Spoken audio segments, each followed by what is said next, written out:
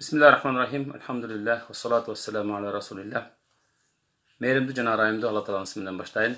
Assalamu alaikum. Musulman yurttuğunlarımız jalpı mekendeşlerimiz. Allah Ta'lanın meyrimi tinçligi jalpыңızдарga bolgon bolsun. Allah Ta'lam jalpыңыздын ошол өзүнүн ыйык айларындагы өзгөчө бүгүнкү дагы ыйык түндөрдөн бири болгон бараат түнү деп айтабыз. Арылуу, тазалануу, кечирилүү мындайча түнүндө баардыгыбыздын кылган дуаларыбызды Алла Таалам кабыл кылган болсун. Ар бир мусулман пендеси Кудай Таалага жүрөгүн ыйман менен байлаган пенде инсан Алла Тааланын ыраазылыгы үчүн менин күнөөлөрүм жок болсо экен, мен бул дүйнөдө дагы ахиретте дагы бактылуулукту, жакшылыкты көрсөм экен деп тилек кылып арзулайт экен. Андыктан мына ошол өзгөчө күндөрдө бүгүнкү да тема өзүңүздөргө маалым болгондой эле бараат түнү жөнүндө, бараат кечеси жөнүндө бүгүн кеп кылмакчыбыз. Деги эле бул кандай түн, Шабан айындабыз мына азыр. Шабан айынын так ортосуна келип калдык. Мынакей нысфы Шабан деп айтабыз. Шабан айынын ортосундабыз. 14-нөн 15-ине караган түндөбүз. Андыктан бул түндүн өзгөчөлүгү же бул айдын өзгөчөлүктөрү жөнүндө мен бүгүн сиздер менен аз да болсо биргеликте ошол кеп кылмакчымын иншалла. Жалпыбызды албетте пенде болгондон кийин каталарыбыз көп. Ар бирибиздин өзүбүзгө жараша мындайча айтканда кемчиликтерибиз болушу мүмкүн, күнөөлөрүбүз болушу мүмкүн. Андыктан адам баласы бул дүйнөдө кээде артынан бир жакшылык кылып, ошол күнөөлөрүн, каталарын баарын жок кылганга аракет кылат. Бирок ошол эле учурда баардыгы да дайым эле өзүбүздүн каталарыбызды сезип жашап атабызбы, же болбосо аны оңдогонго аракет кылабызбы артынан эле деген суроого баардыгы эле ооба деп жооп бере албайт экен.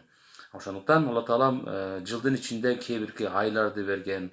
Ошол айлардын өзгөчөлүгү башка айлардан айырмаланып, ал айларда аткарылган жумуштар, амалдар, жакшы иштер башка айларга салыштырмалуу, башка күндөргө салыштырмалуу абдан чоң эселеп көптөгөн сооптор менен кайтарылат. Ошол эле учурда жуманын кээ бирки күндөрүн берген, жума күнү мисалы үчүн ошол күндө кылынган дуаларды дагы, же болбосо кылган жакшы амалдардын дагы башка күндөргө салыштырмалуу өтө сооптуу экендиги айтылат. Кээ бир түндөрдү берген, ошол кадыр түн деп баарыңыздарга маалым болгондой, ошондой экинчи бир кадыр түн деп аталган. Экинчи бир кадыр түн деп аалымдарыбыз айткандай, бул кадыр эмне бараат түнү.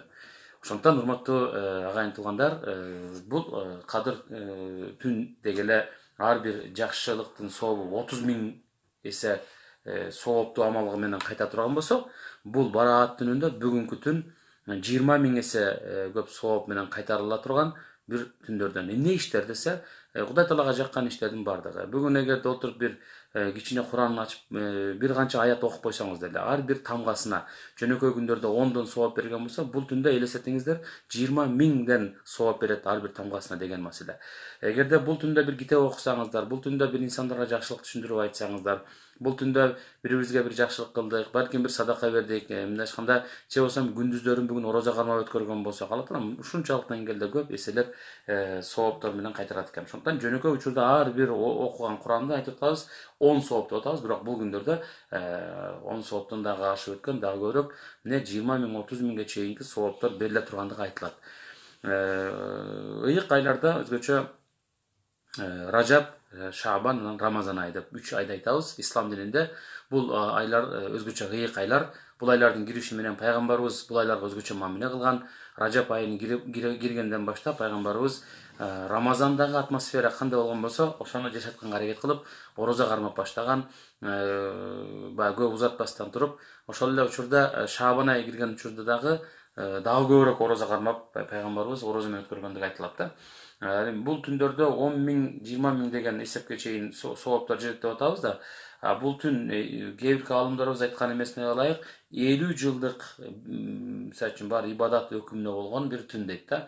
Бир мисалы үчүн бир жакшылык бул түндө 2 рекат намаз окусаңыздар, бул түндө тахажжуд намазын айтып атам, жөнөкөй эле бизде колубуздагы бар нерселерде. Бул түндө өзгөчөлөп бир намаз оку деген нерсе жок, өзүнчө бир намаз оку деп кээ бирки китептерде келсе дагы, мунун булактары ишеничтүү булактар эмес, балким бир бидаат кийин пайда болгон нерселер деп алынат дагы. Ал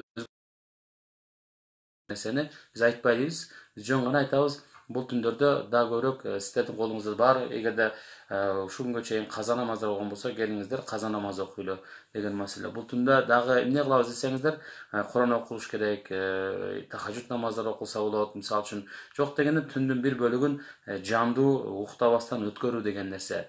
Себеби жүрөктөрдүн өлгөн күнүндө деп айтабыз, жүрөктөр ойгонбой калган күндө ушул түндөрдү жандандырып өткөргөн инсандардын жүрөктөрү жандуу болот деп айтат да. Эмне кылуу керек десеңиздер, ошол бир гана Куран окуп эле намаз окуу эмес, балким дагы көбүрөөк кечирим сурашыбыз керек экен. Кечирим сураш дегенде мындай айтканда Алла Тааладан истигфар, тобо тилеп кечирим сурашыбыз керек болот. Бул эмелерде күндүздөрүн орозо менен өткөрүшүбүз керек болот. Эгерде кандайдыр деңгээлде бир жүрөгүндө бир түшүнбөстүк болуп аткан, балким таарыныч болуп аткан инсандарыбыз ичиндеги нерселерди айтсын, ушул күндөрдө кечирим сураганга аракет кылсын. Андыктан биз мына ушул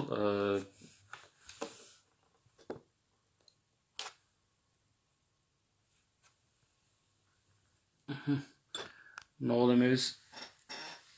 Биз ошондуктан дагы бир нерсени айтып кетели. Шабан айы кирген учурда бул бир Шабан айы деген эмне дегенде, Шабан айынын бир мааниси бул пайдалуу бир жол деп айткан экен. Мааниси пайгамбар саллаллаху алейхи ва саллям бир хадиси бар. Иза дахала Шабану фатахиру анфусакум ва ахсину ниятакум фихи. Эгерде Шабан айы кирип келген болсо, анда силер ошол Шабан айында мүмкүн болушунча өзүңөрдү тазалагыла деген экен. Тахиру анфусакум, напсиңерди, жан дүйнөңөрдү тазалагыла. Жана ошондой эле бул мына айтканда айда ва ахсину ниятакум фихи. Бул айда ниетиңерди түз кылгыла, ниетиңерди жакшы кылгыла. Адам баласына оор келсе дагы чындыгында бүгүн ниетти түз кылып таза кылуу өтө өзгөчө бир мааниге болот. Айша энебизден ырвай айткан бир хадисте пайгамбар саллаллаху алейхи ва саллям дагы 3 айлар кирген учурда эч качан баягы ушундай бир сезим калтырчу дейт да, эч бузбай биринин артынан бир орозо кармайт окшойт деген сезим калтырчу дейт, орозону көп кармачу дейт. Кээ бир учурларда башка жылдардын кээ бир учурларында таптакыр орозо кармачу эмес дейт да. Ал эми өзгөчө Шабан айында эмне кылчу десе, сураган учурда Шабан айында өзгөчө көп орозо кармачу деп айткан экен пайгамбарыбыздын жөнүндө Айша энебиз жубайы. Ошондуктан эмнеге дегенде Шабан айында орозо кармачу, жана ушундай деп айткан сөзүн дагы риваят кылып айтат Айша энебиз: "Зака шахрун ягфулу насу анху бейна Раджаб ва Рамадана ва хуа шахрун турфау фихи ал-а'мал." Бул Шабан айы Ражаб менен Рамазан айынын ортосунда калат дагы, көбүнесе инсандар бул айда капилетте билбей калат, сооптуулугун кандай экендигин. Ошондуктан бул айларда мүмкүн болушунча ошол турфа өзгөчө бир өзгөчөлүгү дагы турфа фихи ал-а'мал, адам баласынын кылган амалдарынын бардыгы жараткан Алла Таалага жетип турат ушул айларда. Жана ошондой эле фа ухиббу ан юрфа амали ва ана сайм. Пайгамбар айткан экен, мен дагы ушул айда кылган амалдарымдын Алла Таалага жетишин каалайм, өзгөчө орозо абалында жакшы амалдардын жетишин каалайм деп айткан экен да. Мындан дагы билсек болот экен, демек бул ай биздин амалдарыбыздын, ааламдардын тарбиячысы болгон Алла Таалага жетип тура турган өзгөчө ай экен. Бул айдагы периштелердин ар бир инсандын кылган амалдарын ушунчалык башка айларга салыштырмалуу көбүрөөк эселеп дагы сооптор менен кайтар эме кылгандыгы, жеткиргендиги. Бул ошол айтылып аткан нерселер, бул ай биздин ошол амалдарыбыз Алла Таалага жетет деп аткандын эмеси дагы Имам Бухари менен Имам Муслимдин дагы хадис жыйнактарында келген эмеси боюнча, Айша энебиздин башка бир риваятта айткан эмеси боюнча пайгамбарыбыз Шабан айын толугу менен орозо кармачу деген риваяттар да бар экен. Мына ошондуктан урматтуу мусулман бир туугандарыбыз, урматтуу биздин Facebook баракчадагы жана ошондой эле Instagramдагы биздин жалпы көрөрмандарыбыз, бүгүн жөнөкөй бир күндө түндө эмес, балким мына шам намазынын кириши менен биз Бараат, Нисф Шабан, Шабан айынын мусулман календарь эмеси боюнча Шабан айынын 14-15 караган түнгө кирип олтурабыз. Бул түндөрдүн Бараат деп аталышынын дагы бирден бир мааниси адам баласынын жараткандын Алла Тааланын пенделерге мээриминин төгүлгөн, ушунчалык берешендик менен мээрими төгүлгөн түн. Адам баласынын пенденин күнөөлөрүнүн ушул түндө эгерде жаратканга кайрылып, дуа кылып өткөрө турган болсо, кечириле турган бир түндөрүнөн бири болуп эсептелет экен. Субки мындайча айтканда айтылган сөздөргө карай турган болсок, жер жүзүндө Мусулмандардын эки айт майрамыбыз бар. Бул деген нерсе биринчиси орозо айт, экинчиси курман айт. Ал эми дептир көктөгү периштелердин дагы эки чоң майрам түнү болот деген экен дейт. Ол биринчи түнү ушул бүгүнкү бараат түнү болгон болсо, экинчи чоң бир түнү дагы айт майрам түнү, майрамдай турган түнү дагы кадыр түн деген. Анықтан Субхи Алла Таала разы болсун радиаллаху анху тафсир китебинде, өзүнүн китебинде Шабан айы жөнүндө мынтип айтат дейт да. 15-чи түнү бараат түнү. Бир жылдын күнөөлөрүн мындай айтканда бейшембиден жума күнүнө караганда 15-чи түнү мына бараат түнү бир жылдык кылган адам баласынын күнөөлөрүнүн баарын кечирилишине. Ал эми жумадан жумага чейинчи десе, жумадан жумага чейинки адамдын бир жумада кылган күнөөлөрүнүн кечирилишине себеп боло турган бир күндөр. Ал эми кадыр түнчү десе, кадыр түн дагы адам баласынын өмүр бою кылган каталар күнөө болгон болсо, кадыр түндөгү саатка туура келип калса, жараткандын мээримине, кечиримине дал келип кала турган болсо, ошо адамдын кадыр түндө ошол туура тоскон адамдын кечирим сураган же болбосо ибадаттары, анда Алла Таала адам баласынын өмүрүндөгү кетирген катачылыктардын күнөөлөрүнүн баарын кечирет деп айтат дейт. Ошондуктан мына бүгүнкү бараат түнү, Шабан айынын 15-чи түнү, иншалла келиңиздер көбүрөөк истигфарлык кечирим сурайлы дагы. Биздин Алла Таалам бир жылдагы былтыркы Шабандан бараат түнүнөн баштап бүгүнкү бараат түнгө чейинки кетирген катачылыктарыбызды Алла Таалам кечирген болсун дейле. Пайгамбар саллаллаху алейхи ва саллям Шабан айынын 15-чи түнүн ибадат менен өткөргөндүгү жөнүндө, күндүздөрүн болсо дагы орозо кармап өткөргөндүгү жөнүндө албетте хадистер бар. Анткени Алла Таалам бул түндө бул дүйнө асманына өзүнүн мээрими, рахматы деп айтабыз, тажалли кылып, мындай айтканда жаап, ушул жерде Алла Тааланын мээрими жайыт экен келет. Ошондуктан андан кийин Жабраил периште аркылуу Алла Таалам сурайт экен дейт да. Менден тообо тилеген адам барбы бул дүйнөдө, мен анын бул түндө мен анын тообосун кабыл кылайын. Менден кечирим сураган инсандар барбы, мен аны кечирейин бул түндө. Менден ырыскы тилеп сураган инсандар барбы, ырыскысы кем болуп аткан болсо, мен ошол адамдын ырыскысын мол кылып берейин дейт экен ушул түндө. Дагы эмне десе, менден шыпа, ооруп аткан болсо, шыпа тилеп оорумдан айыгып кетейин деп тилеп аткан инсандар барбы бул дүйнө, ушул түндө? Мен дагы анын ошол оорусуна шыпаны берейин деп Алла Таалам бул дүйнөнүн асманына өзүнүн мээримин жиберүү менен Жабраил периштер аркылуу ошол нерсени айткан экен. Ошондуктан Ибн Мажа сахих хадисте келген, ушул жогоруда айтылган бир хадис. Ал эми пайгамбарыбыздын башка бир хадисинде келгендей, бул да болсо ман ахя лейлатай ал-айд ва лейлатан нисф мин шабан. Кимдеги эки айт деп коет, эртең орозо келип Рамазан айы келгенден кийин эртең айт деген күндөгү түндү жана курман айт деп эртең курман айт деген түндөрдү мындай айтканда жандуу ибадат менен өткөрө турган болсо, анда ошол жана ошондой эле Шабан айынын 15-чи түнүн ошондой өткөрө турган болсо, жандуу өткөрө турган болсо, эртең мененге чейин мындай айтканда уктабастан же болбосо түндүн бир бөлүгүн уктабастан өткөрө турган болсо, лам ямут калбуху яума тамутул кулуб. Анын инсандардын жүрөгү өлгөн күндө дагы ошол адамдын дагы жүрөгү өлбөйт деп айтат дейт. Андыктан бир хадисте, башка бир хадис ошондуктан бул түндү пайгамбарыбыздын эмесинде ылайык бараат түнүн лайлатул хаят, жашоо, өмүр деген бир түн деп айтылган экен дейт да. Адамга кайра бир өмүр берилет. Кандай дегенде берекелүү бир өмүр берилет деген маселе. Пайгамбарыбыздын Шабан айынын 13-чү түнүндө бир дуа кылган экен дейт.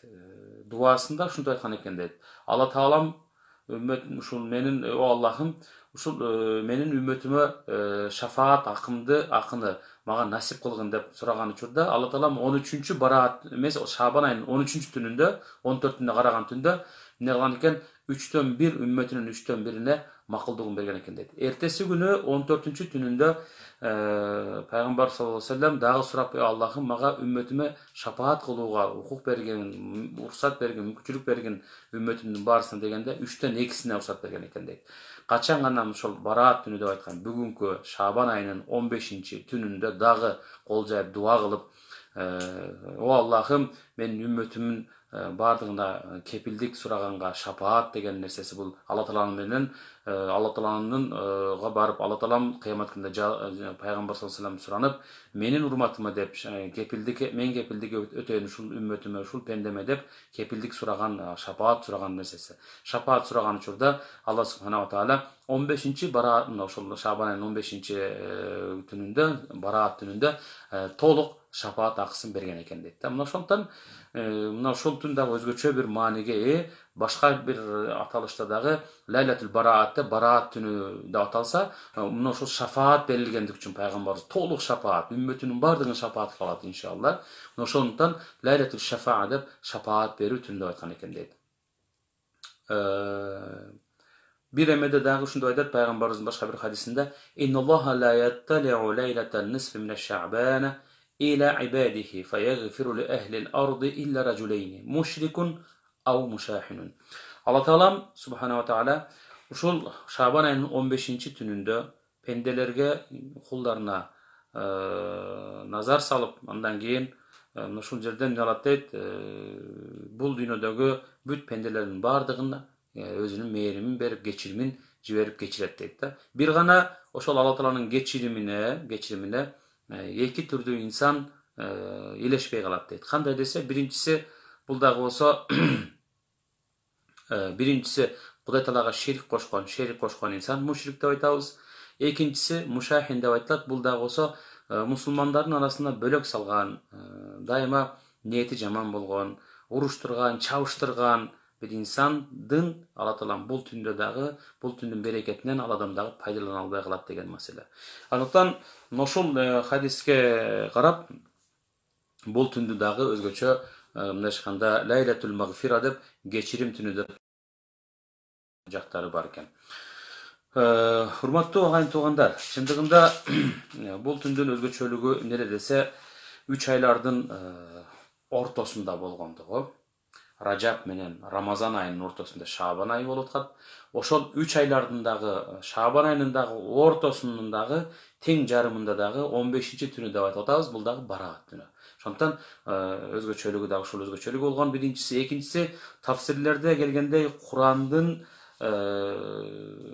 мындай айтканда Лаухул Махфуздан бул дүйнөнүн асманына түшүрүлгөн бир топ болуп түшүрүлгөн түнү деп айтылат. Андан кийин пайгамбарыбызга ошол меден баштап, Кадыр түндөн баштап 23 жылдык миссиясында 23 жылдын ичинде окуяга ылайыктап бөлүнүп кийин Куран түшүп олтурган. Ал эми Алла Тааланын тагдыр Лаухул Махфуз бүтүндөй бардык амалдардын жазылган, Алла Тааланын өзүнүн амал деп, биздин амал дептериндеги жалпы ошол Лаухул Махфуз сакталган, Лаухул Махфуз деп коет, сакталган ошол жайындан, ошол жерден Алла Таалам бул дүйнөнүн асманына атайын не кылып түшүргөн экен, Куранды топ катарын, бир топ эмесин жалпы эле бүтүн кылып түшүргөндүгүн айтылат, жана ошол бараат түнүндө түшкөндүгү айтылат дейт. Андан кийин Духан сүрөсүндө 3-чү аятынан баштап келет. Албетте бул Куран жөнүндө келип, андан Куранды биздейт Бисмиллахир-рахманир-рахим. Инна анзалнаху фи лейлатин мубаракатин инна кунна мунзирин фиха юфрaqu kullu amrin hakim. Чындыгында садакаллаху алазим, чындыгында биз Куран-ы Керимди ушул Лейлатин мубарака деп айтабыз. Берекелүү түндө түшүрдүк. Топ кылып түшүрдүк. Бул дүйнөнүн асманына. Бирок бул дүйнөнүн асманынан пайгамбарыбызга Жабраил периште окуяларга байланыштуу Кадыр түндөн баштап, эртең Рамазанда Кадыр түндөн баштап эмне алган түшүрүп олтургандыгы айтылат дейт. Мына ошол жерде Духан сүрөсүнүн 2-3 аятынан баштаган эмеде инна кунда мунзирин, мына Куран аркылуу биз эскертүүчү болдук. Бул түндө фиха юфрaqu kullu amrin hakim, бүтүндөй бардык даанышман, өтө маанилүү иштер мына ушул түндө белгилүү болот. Мына айтканда азыр айтып берем буюрса, кандай иштер, эмне нерселер белгилүү боло тургандыгы жөнүндө.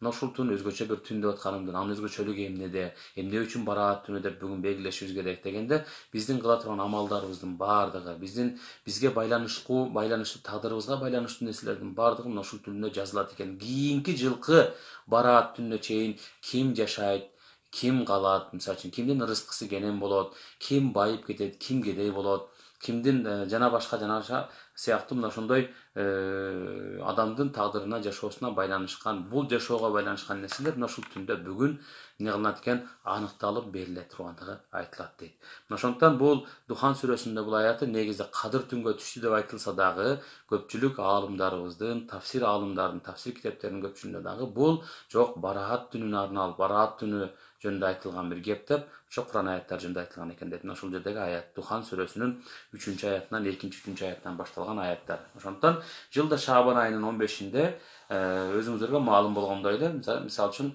биз мындай түшүндүрүп кетейинчи. Соодагерлерибиз, мисалы үчүн соодадагы адамдарыбыз жылдын белгилүү бир учурунда, балким бул декабрь айында болобу, жылдын соңунда жыйынтыктаппы, же өздөрүнө байланыштуу Рамазан айында белгилүү бир учурунда жыл жыйынтыгын кылышат. Ошол бир жылдын ичинде мен эмне кылдым, канча пайда көрдүм, канча зыян тарттым, канча дагы көбөйүү болду деген эсеп кысап эмеси болот. Ошону сыңар эле биздин дагы пенделердин дагы ошондой тагдырыбызга байланыштуу маселелердин бир жылдык бир эмесин эсеп кысап күнү дагы мына ушул бүгүнкү түндөн башталат экен буюрса. Мына ушул Бараат түндөн башталып, андан кийин мына ушул бериле турган алдын ала мына ким жашап, ким бул дүйнө менен кош айтышаары, кимдин мындан ары бай болуп, кедей болуп каларын билбейбиз да азыр биз. Мисалы үчүн ким бактылуу болуп, болбой тургандыгын биле албайбыз азыр. Бирок ошо Бараат түнү, бүгүнкү түндөн баштап Кадыр түнүнө чейин жазылып берилип олтурат экен дагы, Кадыр түндө бүтөт экен. Ошондуктан бул түндүн өзгөчөлүктөрү да бекеринен эмес. Ибн Аббас риваят кылган бир хадисте бул жылдан кийинки жылга чейинки болчу окуялардын бардыгы өз-өзүнчө, маанилүү окуялардын бардыгы өз-өзүнчө периштелер тарабынан дагы дептерлерине жазылат дагы, периштелерге тапшырылып берилет. Ошол жооптуу болгон периштелер ошол сааты, мүнөтү, секунду келгенде ошол нерсени орундатууга милдеттүү болуп эсептелинишет деген экен. Мисалы үчүн ырыскыбыз канчалык деңгээлде мына кийинки Шаабан айынын 15-ине чейинки ырыскыбыздын кандай боло тургандыгын мен билбейм. Мисалы үчүн эртең кандай болуп кетерин да билбейм. Мен бүгүн балким миллионер, бүгүн колумда бар адамдырмын. Балким эртең бүрсү күнү бир айдан кийин таптакыр башкача абал болуп калышы мүмкүн. Тескерисинче мен бүгүн колумда жоктур, эртең ушундай бир мүмкүнчүлүк туулуп калышы мүмкүн, эртең байып кетишим мүмкүн. Ошондуктан бул ырыскынын да кантип келерин, ким бай болуп, ким кедей болорун бир Алла таалам билет. Биз аракет кылабыз. Биз колдон келишинче чуркайбыз. Бирок баардык нерселер менин койгон эсеп кысабы менен кетпейт экен бул дүйнөдө. Ошондуктан бул нерселерди биз кабыл алышыбыз керек да, кээ бир нерселерди. Ошол түндөрдөн, бул түндүн өзгөчөлүгүндө демек ырыскы, ажал, кимге келе тургандыгы, байлык, кедейлик, өлүмдөр, кандай өлүмдөр? Төшөктө жатып өлөбү, же болбосо кырсыктап өлөбү, оорудан өлөбү, коронавирустан болобу же башкадан болобу деген сыяктуу маселелер мына ушул түндөрдө башталат экен, берилип тагдырга. Төрөлүү, мисалы үчүн канчалаган адамдар төрөлүп атат бүгүнкү күндө, перзенттер. Бүгүн ушул жазылат. Ушул жылдагы ажылардын саны дагы дейт. Ким ажыга барат? Барабы, канчалык деңгээлде? Же ниет кылып акчасын берип койгон, бара албай калабы мисалы үчүн? Ошондуктан бул жөнөкөй түндөр эмес. Тарыхый жактан алып караганда дагы, сахих хадистер менен далилденген эмес боюнча дагы, аят менен дагы далилденген эмес боюнча дагы бул күндөр өзгөчө Шаабан айынын 15-түнү ислам ааламында мейли ал кандай гана ал мазхабта болбосун, кандай гана ишенимде болбосун, бар экендигин эч ким көз жумуп кое албайт. Бүгүнкү ошол айтып аткан өтө радикалдуу кетип, бул мындай болбойт, тигинде мындай деп аткан инсандар дагы балким бул түндүн өзгөчөлүктөрү жөнүндө, хадистер келгендиги жөнүндө тана албайбыз. Ошол эле бүгүнкү күндө дагы эмне десе, бардык нерселердин эмне болоору, тагдырдын ушул бизге бериле турган тагдырыбыздагы нерселердин бардыгы демек жазылып, буга чейин берилген болсо дагы, кийинки жылга чейинкисинин ар бир милдеттенилген периштелерге бериле турган эмеси, милдеттемелери ушул түндөн башталып жазылып берилет экен дейт. Анан Кадыр түндө буюрса ар биринин колуна таслим кылынат дейт. Мындайча айтканда ар бирине берилет. Ырыскыга байланыштуу дептерлер, мисалы дептер Микаил периштенин колуна берилет дейт. Ал эми согуш, жаңжалдар, ар кандай уруш талаштар боло турган болсо, мамлекеттик, коомдук негизде болуп калса, дүйнөдө мындан ары кийинки жылга чейин болбосун негизи да, боло турган болсо, ал дагы Жабраил периштеге берилет экен, аткаруу боюнча. Ал эми амалдардын нускасычы, дүйнө асманынын жооптуусу болгон Исрафил периштеге берилет, ошол жазылгандан кийин. Жана ошондой эле өлүм менен мусибат, кыйынчылык, проблемалар, ар кандай башка түшкөн мына бүгүнкү күндөгү мына оору, илдет дагы бул өзүнчө бир мусибат.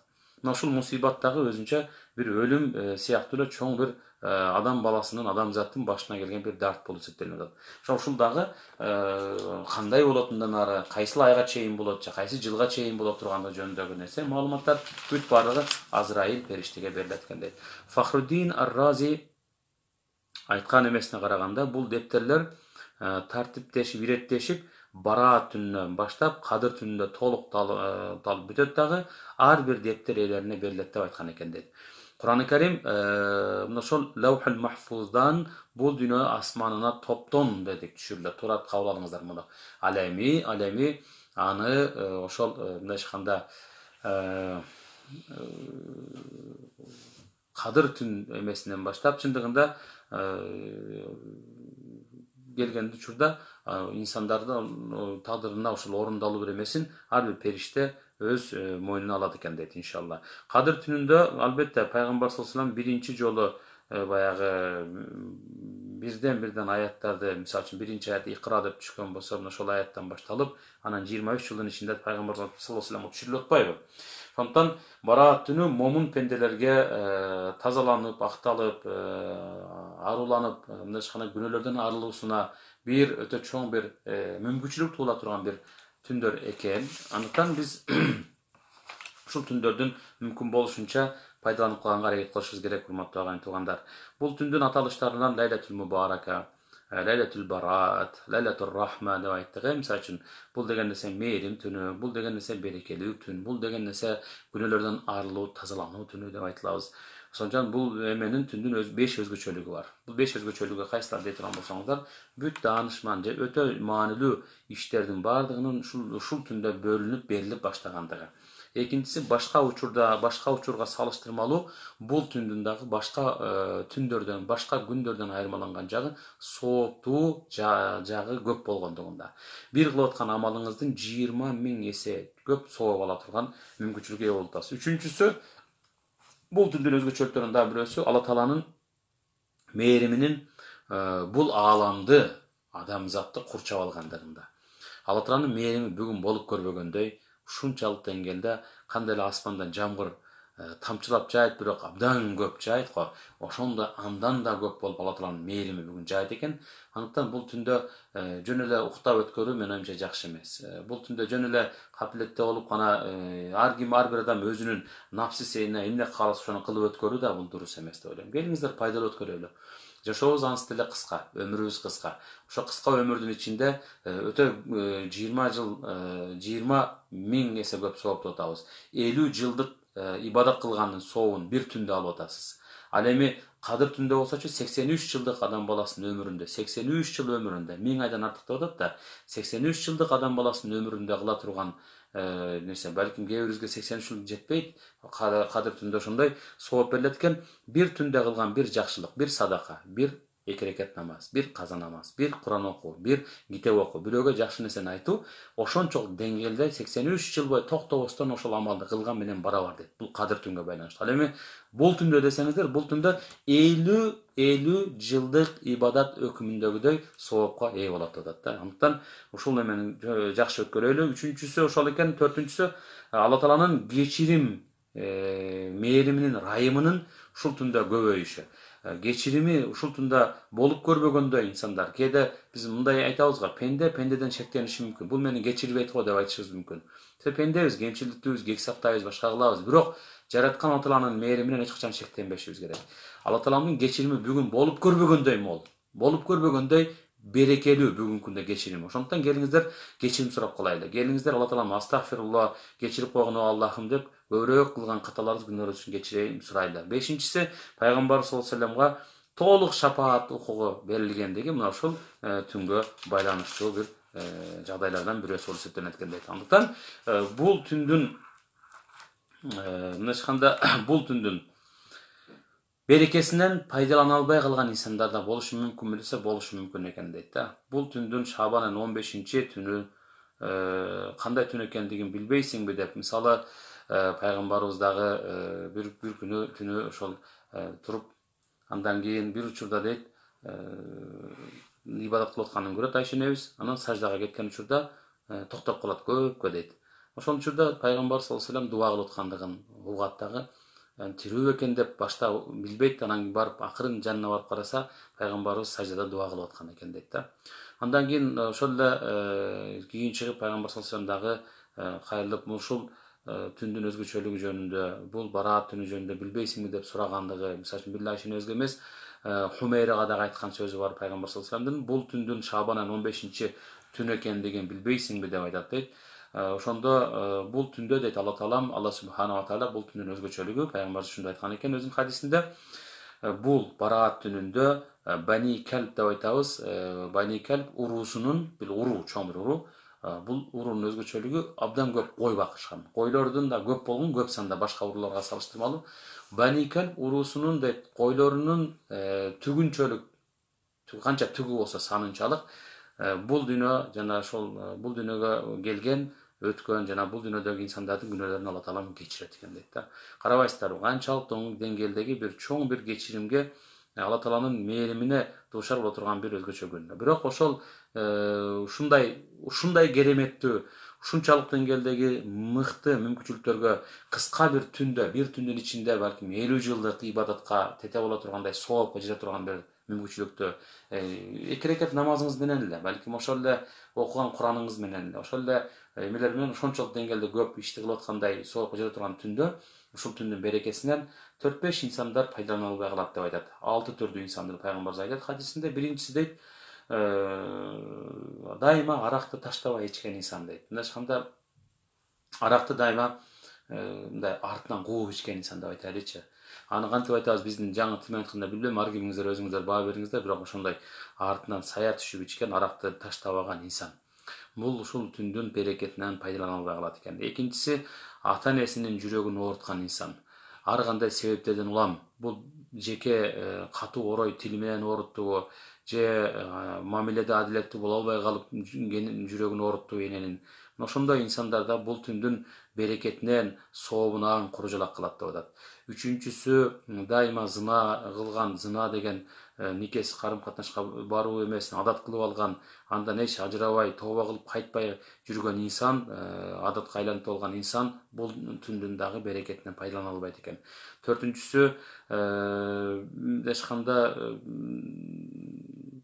албай турган нерсенин, буюм теримдердин эме кылып туруп албайт, өзү албайт, бирок тигин ала турган инсандын оюн бузуп, соодасын бузуп дегенде тиги соодагерлердин дагы бузган инсан дагы, мына бузукулук кылган инсан дагы мына түндүн берекетинен пайдалана албай калат дейт да. Бешинчиси, бул эме хадисте келген эмеси боюнча кол менен жанагы адамдардын түспөлүн ар кандай кылып тарткандар бар, бүгүн жылаңачтап тарткандар бар. Адамдын баягы ислам дининде жүзүн эме кылып тартуу дурус эмес деп айтабыз. Бул кол менен сүрөт тартууну айтып атам, урматтуу агайын туугандар. Ошондон ушул инсандар дагы мына ушул түндүн берекетинен пайдалана албай калат деп атат. Эң акыркысы, алтынчысы дагы, ал дагы болсо бул түндүн эмесинен адамдардын арасында бузукулук кылган инсандар. Ушак айың таратып, сөз таратып, эки элди, эки эмелерди, үй бүлөнү бузуп салган инсандар, мына айтканда туугандардын арасын бузган инсандар, мына айтканда инсандар бул түндүн берекетинен пайдалана албай калат дейт да. Мен ошондуктан пайгамбарыбыздын бир хадисин окуп берейин сиздерге. Пайгамбар саллаллаху алейхи вассалам бир хадисинде мынтип айтат дейт да. Иза канат лайлатун нисфи мин Шаъбан нусиха ли малакил маути куллу мен ямуту мин Шаъбан иля Шаъбан.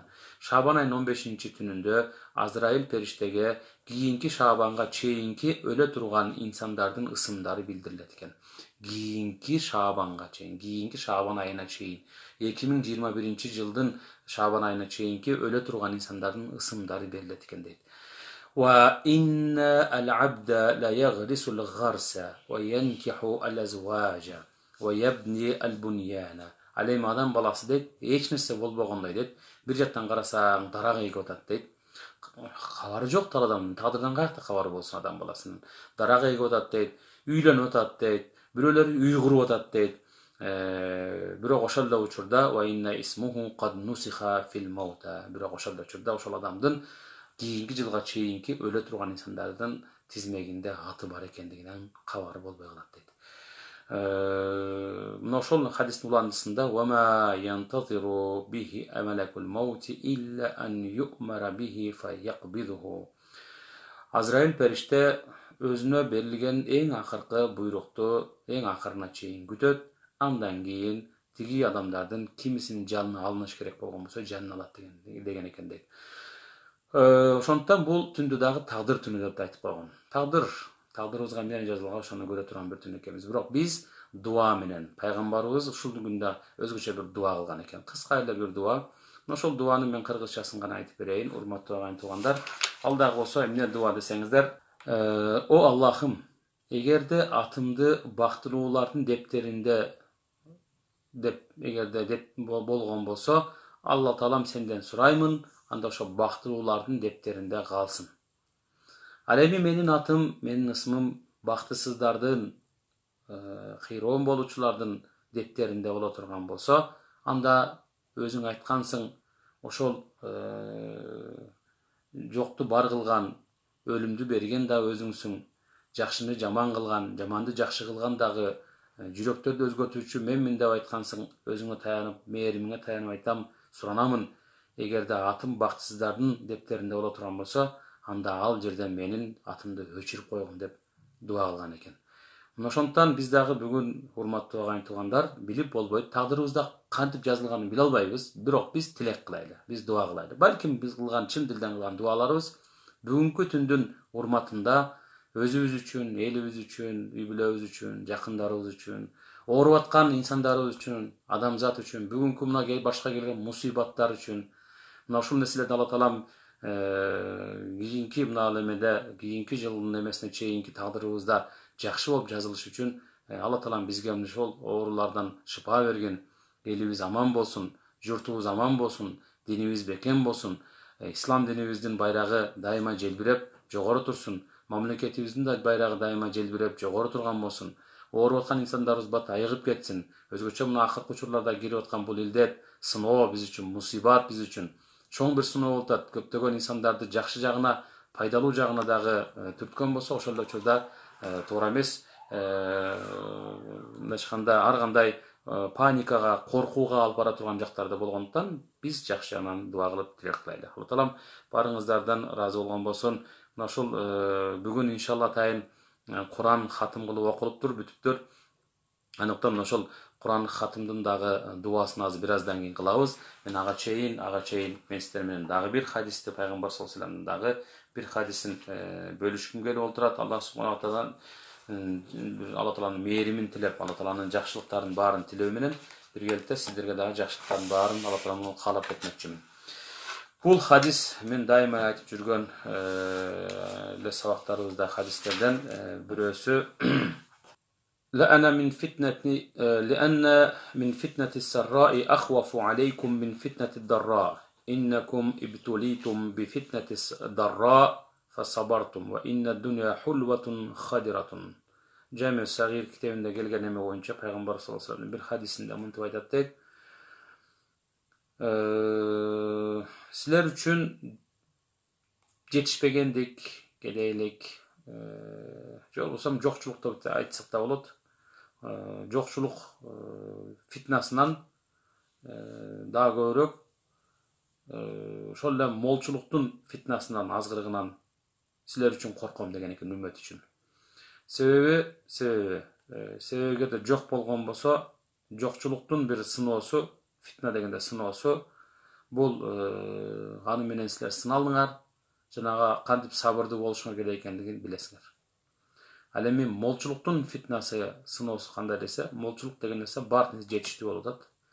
Жетиштүүлүк адам баласын эле көптүрүп коет. Ошондуктан анткени пайгамбар саллаллаху алейхи вассалам хадисинде айткандай, дүйнө бул таттуу жана ошондой эле жашыл дейт да. Неренде өзү ошол нерсе тартып турат дейт. Таттуулугу менен, жашылдыгы менен дейт.